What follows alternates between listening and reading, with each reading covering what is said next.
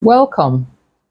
So these are ribbon roses, and these roses can be used to adorn simple dresses. They can be used for hair ornaments, name it, even for home decor.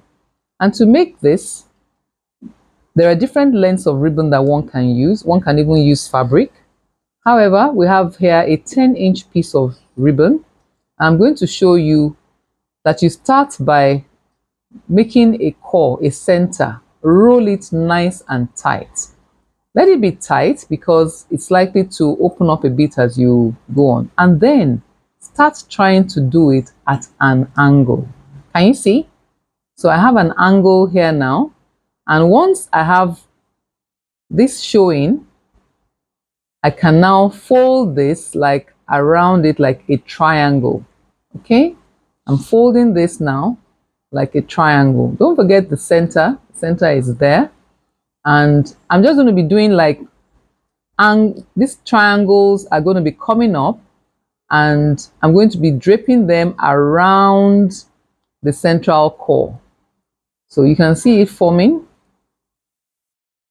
Just be turning it, making sure that the previous triangle is part of the next one. Okay.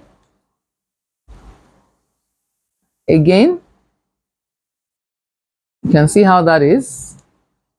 Let your petals, which is what these ones now are, let them be a little bigger than, higher than the center. Now, you may find it difficult to hold on like I'm doing now. So I suggest you take a pin or a needle and pass it through the core.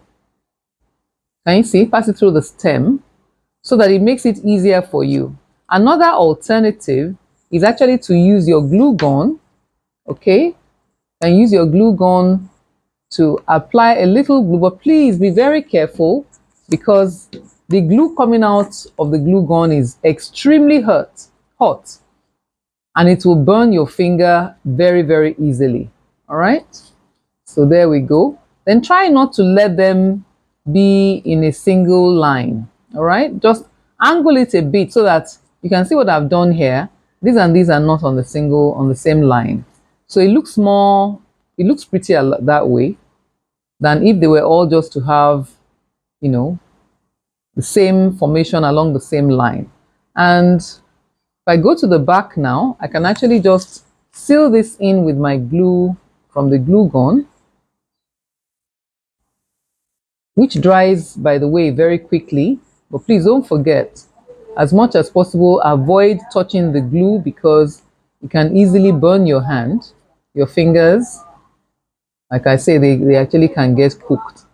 I remember when I used to make bridal accessories, there were very many times when I got my fingers cooked. Now, there are some glue guns now that you can actually place lying down and there's no problem, but you can't be too sure. So to avoid that, ensure that you keep your glue gun upright. Okay, so I'm going to add some more glue here. Oops. You can always wrap paper around the base if you have to use a stem. Like in this case now, I put this on a stick. You can see the effect. But this one I've done now. This is it. I'm just going to wait a few seconds for the glue to harden. And I'm actually going to cut off that stem if I'm going to sew it onto a garment because I don't need the stem. But I have to be sure that my rose is very well formed before I can do that. Otherwise, something might just unravel. Okay, there we go.